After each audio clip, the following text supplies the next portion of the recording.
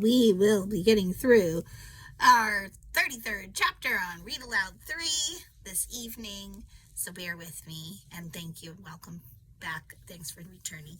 We were saying that this King Manasseh, who ruled from the time he was 12 years old in Judah, I believe. Oh, no, in Jerusalem, sorry.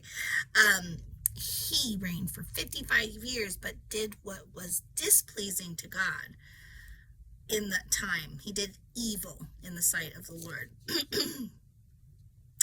It said that he had rebuilt the pagan shrines that his father Hezekiah had broken down, and he constructed altars for the images of Baal and set up Asherah poles again.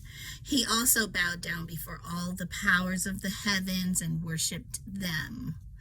He built pagan altars in the temple of the Lord, the place where the Lord had said, "My name will remain in Jerusalem forever." He built these altars for all the powers of the heavens in both courtyards of the Lord's temple. I wonder what the powers of the heavens are. I think maybe it's the stars and the moon. Something tangible, something to be seen that was actually created.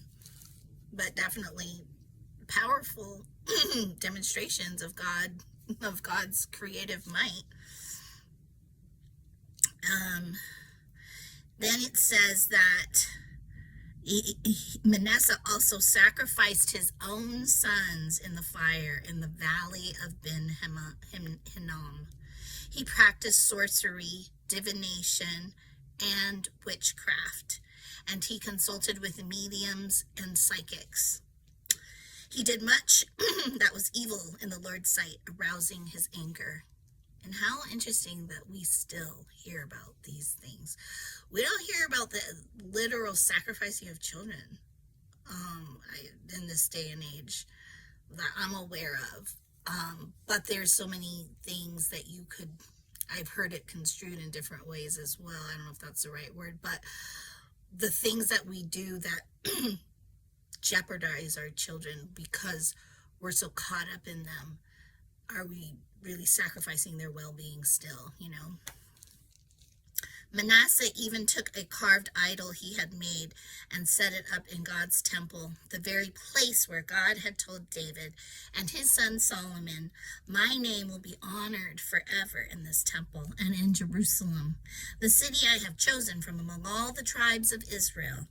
If the Israelites will be careful to obey my commands, all the laws, decrees, and regulations given through Moses, I will not send them into exile from this land that I set aside for your ancestors." But Manasseh led the people of Judah and Jerusalem to do even more evil than the pagan nations that the Lord had destroyed when the people of Israel entered the land. The Lord spoke to Manasseh and his people, but they ignored all his warnings. So the Lord sent the commanders of the Assyrian armies, and they took Manasseh prisoner. They put a ring through his nose, bound him in bronze chains, and led him away to Babylon. But while in deep distress, Manasseh sought the Lord, his God. Sought the Lord.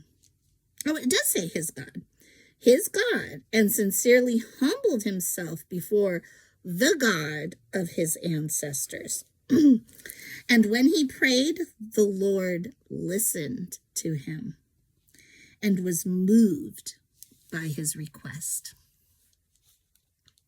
Amazing, right? And it's encouraging because, this man had lived a certain way and done the opposite of